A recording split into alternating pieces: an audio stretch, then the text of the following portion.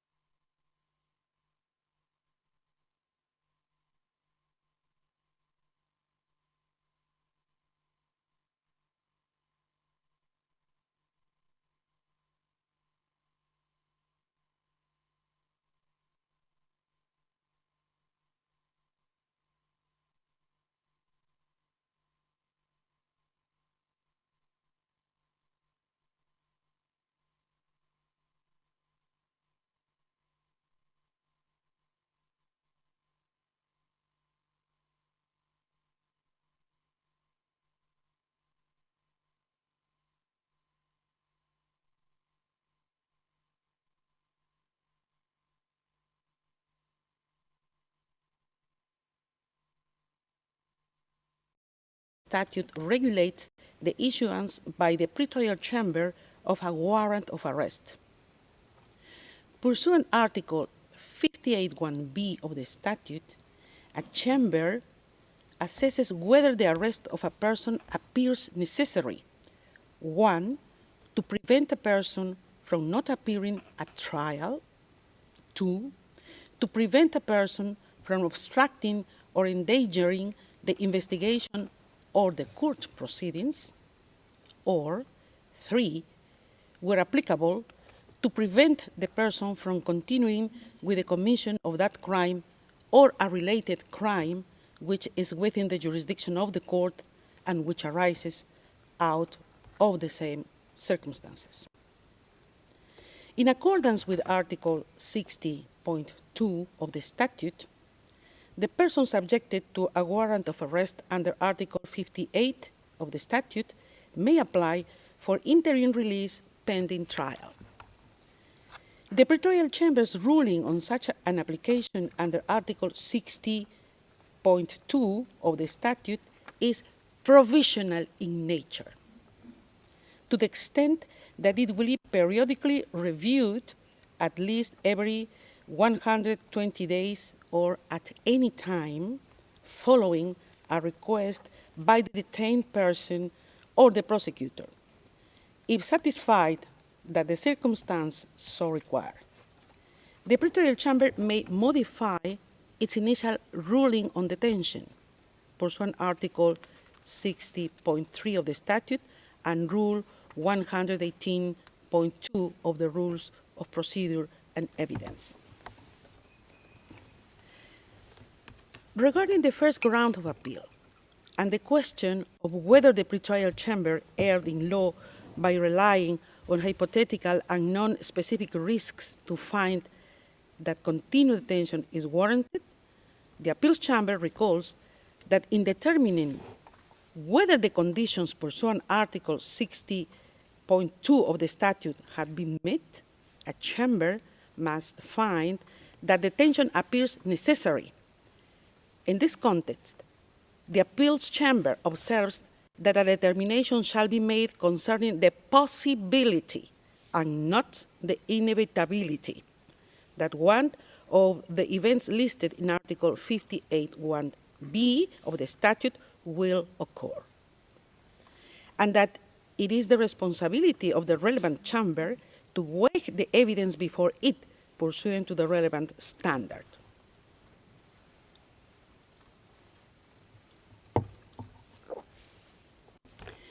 The Appeals Chamber notes that in its assessment of risks under Article 58(1)b of the statute, the Pre-Trial Chamber relied on this legal standard.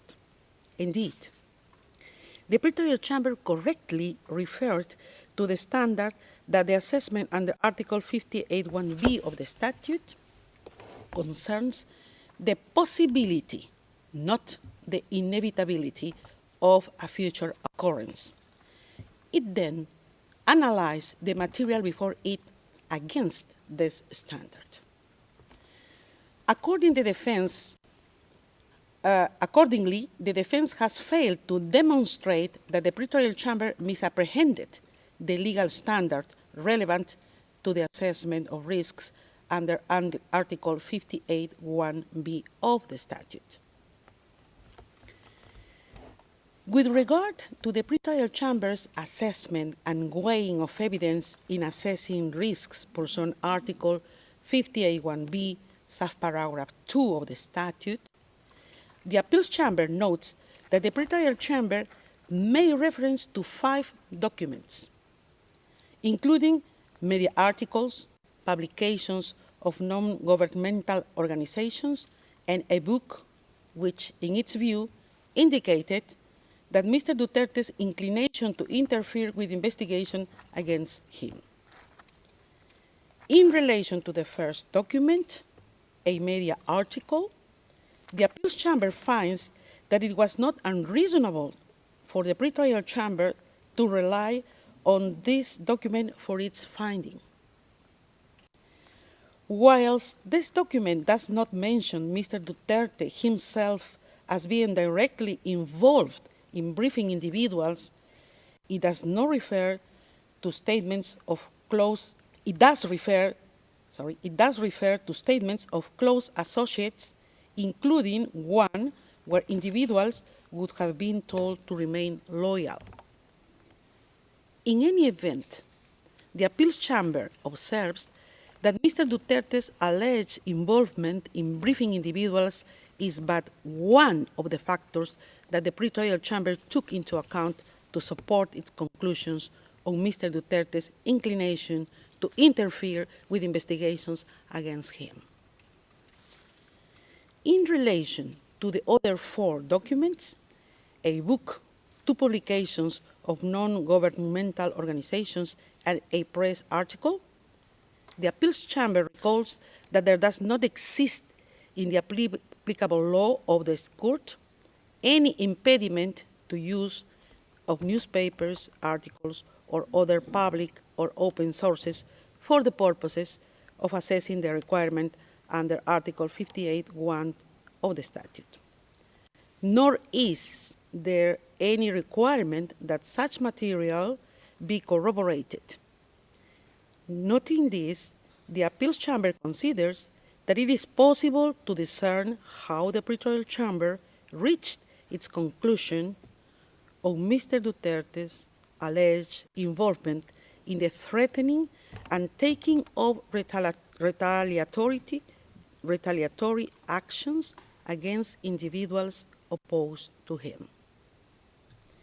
In any event, the Appeals Chamber observes that this is only one of the factors that the Pre-Trial Chamber took into account to support its conclusion on Mr. Duterte's inclination to interfere with investigations against him, and more generally on the risk of Mr. Duterte obstructing or endangering the investigations or the court proceedings.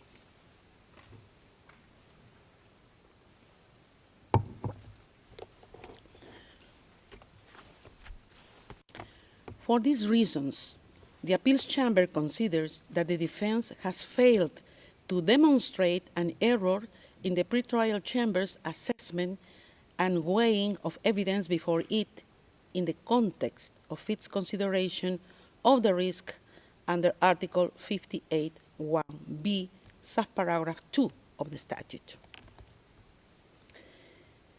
In relation to the Pre-Trial Chamber's reliance on the notion of a network of supporters, the Appeals Chamber recalls that it has considered that it is sufficient for a chamber to establish that it is possible that a suspect had the necessary assets to abscond, and that there is a risk that a suspect has the financial means to abscond on the basis of concrete evidence. The Appeals Chamber has also held that the existence of a supportive network and financial means may be relevant to determining whether there is a risk that a person may evade justice or interfere with the investigation, and that access to the international contacts could provide the means to enable a suspect to abscond, whether or not there was evidence that the suspect would actually utilize such contacts. In the impugned decision, in determining whether Mr. Duterte posed a flight risk under Article 58(1)(b), subparagraph 1 of the statute, the Pre-Trial Chamber considered that he appears to have the necessary political contacts as well as to benefit from a network of support within the Philippines.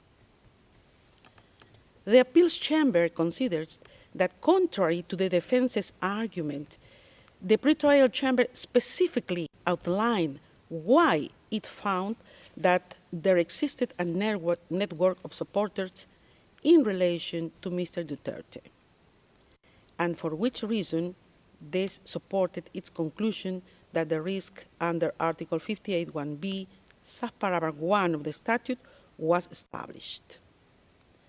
In the view of the Appeals Chamber, the manner in which the Pre-Trial Chamber undertook this assessment was case-specific, as it took into account the specific circumstances of Mr. Duterte, amongst others, his position as former president of the Philippines and his recent re-election as mayor of Davao City in May 2025.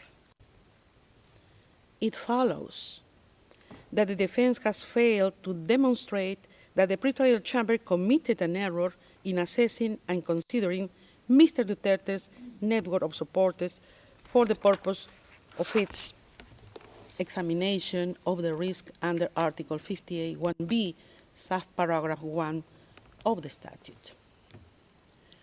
Further, under the first ground of appeal, the defense argues that the Pre-Trial Chamber's alleged reliance on irrelevant considerations led to errors of law and fact. Regarding the arguments on the assessment of evidence, and in particular, the defense's contention that a number of factors relied on by the Pre-Trial Chamber were irrelevant, the Appeals Chamber notes that when assessing the risk under Article 58(1)(b), subparagraph 1 of the statute, the Pre-Trial Chamber relied on several factors in support of its finding that such risk existed. It relied on a statement by Mr. Duterte, statements by others, Mr. Duterte's position as a former president of the Philippines and his recent re-election as mayor of Davao City, as well as the matter of the gravity of the alleged crimes and concomitant sentence in case of conviction. The Appeals Chamber observes that the defense does not explain why, in its view, these factors were irrelevant to the Pre-Trial Chamber's assessment. Without more, the defense has failed to substantiate that the Pre-Trial Chamber's reasoning and assessment were unreasonable.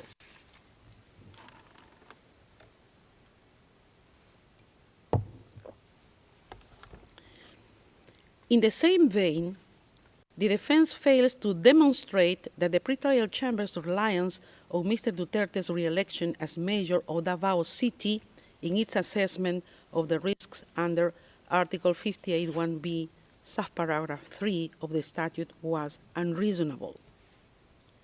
Moreover, with regard to the defense's contention that the Pre-Trial Chamber selectively cited facts and ignored others in the same items of evidence, the Appeals Chamber considers that the defense has failed to demonstrate how the fact that the Pre-Trial Chamber accorded weight to the statement from Mr. Duterte that it cited should result in the Pre-Trial Chamber's ignoring or attaching no weight to other statements.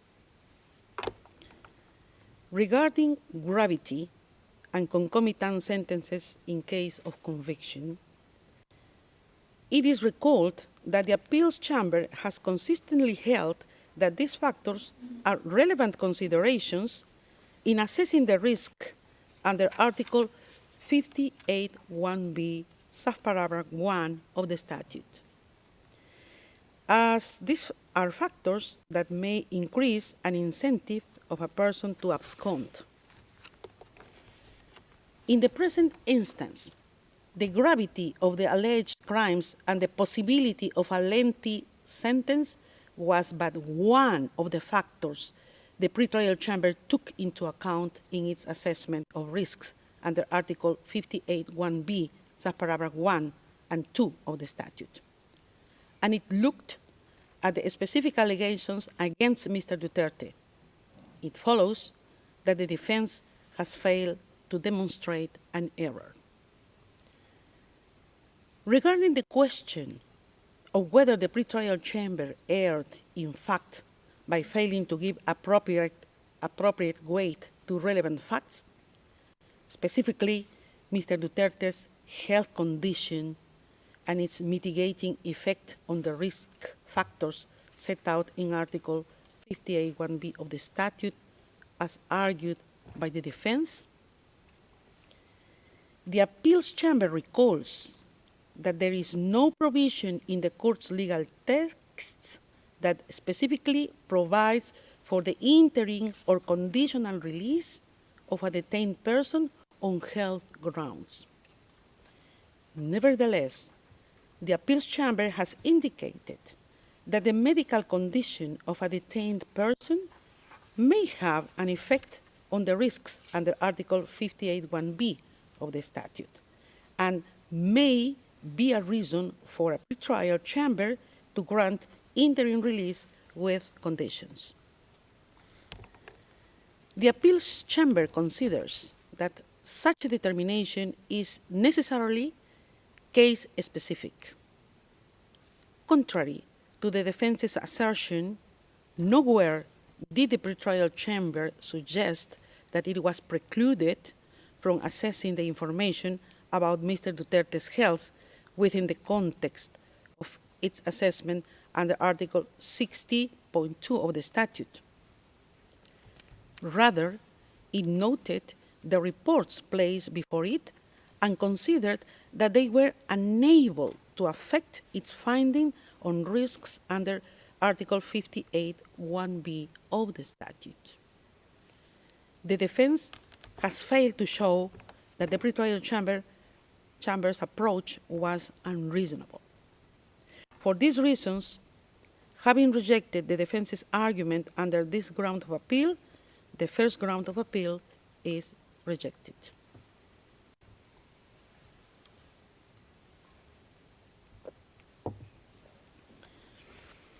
Second ground of appeal. I will now turn to the second ground of appeal. Under this ground, the defense challenges the pre-trial chamber's assessment of the proposed conditions of release and state warranties. The defense argues that the pre-trial chamber erred in law in failing to address the proposed conditions of release and state warranties. The appeals chamber is of the view that the pre-trial chamber did not appear to criticize a lack of detail in the proposed conditions, but rather in the details as how the state which accepted to receive Mr. Duterte would implement the necessary conditions. The pre-trial chamber did not consider release with conditions as required, but found that in the circumstances before it, the risks it had identified could not be mitigated by the proposed conditions. Moreover, the appeals chamber is of the view that the pre-trial chamber was not obliged, as suggested by the defense, to seek further observations from the concerned state, because it did not envisage the possibility of release given the risks it found Mr. Duterte presents under Article 58(1)(b) of the statute. For these reasons, the appeals chamber finds that the defense has failed to identify an error by the pre-trial chamber when addressing the proposed conditions of release and state warranties. In relation to the question of whether the pre-trial chamber erred in law by failing to consider if the proposed state warranties could mitigate the risks under Article 58(1)(b) of the statute, the appeals chamber finds that this does not appear from the impugned decision that the pre-trial chamber would have required an elimination of risks, as argued by the defense. Instead, the impugned decision specifically states that the pre-trial chamber did not consider the suggested conditions to sufficiently mitigate the identified risks. It is also apparent from the factors brought forward by the pre-trial chamber when examining the implementation of conditions that it did consider them. Finally, the appeals chamber considers irrelevant to which conditions the prosecutor agreed when discussing potential release of the suspect to the host state. What matters are not conditions that may, in principle, be possible in case of a release to a state different to the one proposed by the defense. Rather, what is of consequence for the Pre-Trial Chamber's assessment are the conditions and warranties proffered in relation to a release to the state party concerned. For these reasons, the Appeals Chamber is of the view that the defense failed to substantiate the Pre-Trial Chamber's conclusions were unreasonable.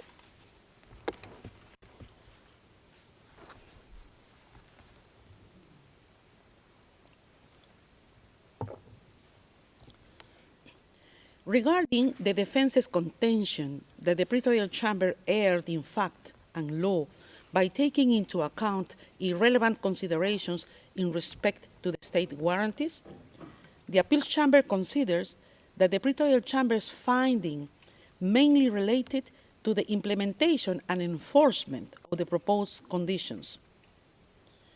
It considered the practical implications of ensuring adherence to the proposed proffered conditions in a situation such as the one at hand. It did so against the backdrop of having found that all three risks under Article 58(1)(b) of the statute were established. As such, it was reasonable for the Pre-Trial Chamber to examine how, in practice, the suggested conditions would be implemented. The defense has failed to show an error in this assessment. For these reasons, the Appeals Chamber considers that the defense has failed to show how the Pre-Trial Chamber erred in its assessment of the proposed conditions of release and state warranties. For the foregoing reasons, the second ground of appeal is rejected. Third ground of appeal.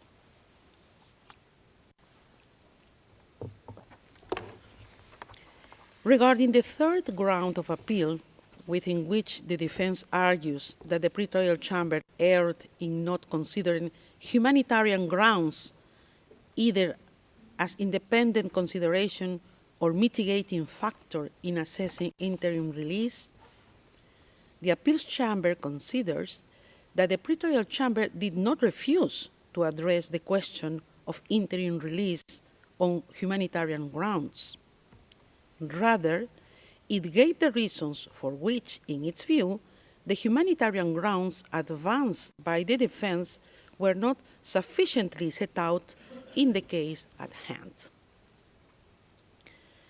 Further, the Appeals Chamber recalls that the medical condition of a detained person may be a reason for a chamber to grant interim release with conditions, and that the chamber enjoys discretion when deciding on conditional release. The Appeals Chamber considers that it is not apparent from the Pre-Trial Chamber's assessment that it was unreasonable. The Pre-Trial Chamber found the existence of risks under Article 58(1)(b) of the statute, which were not mitigated by Mr. Duterte's purported condition, and also could not be mitigated by any condition imposed upon release.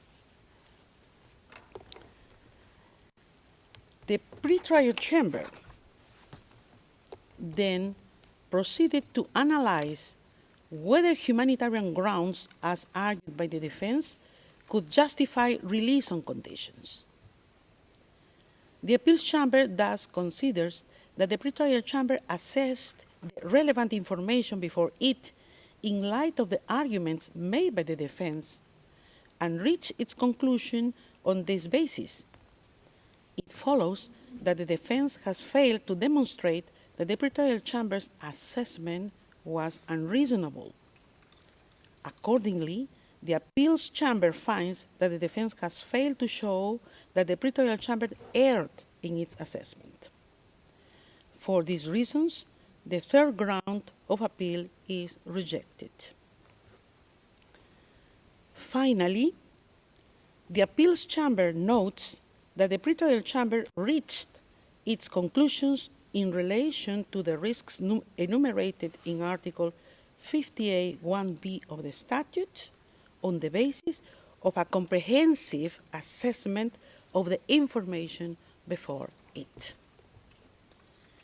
In the present case, having rejected the 3 grounds of appeal presented by the defense in the appeal brief, the Appeals Chambers unanimously confirms the impugned decision. This brings us to the end of the summary of the Appeals Chamber's judgment. The judgment will be notified to the parties and participants after the hearing. Translations of the summary will also be available in due course. I would like to thank the court reporters, interpreters, and other registry staff for their valuable assistance today in holding this hearing. The hearing is adjourned. All rise. We will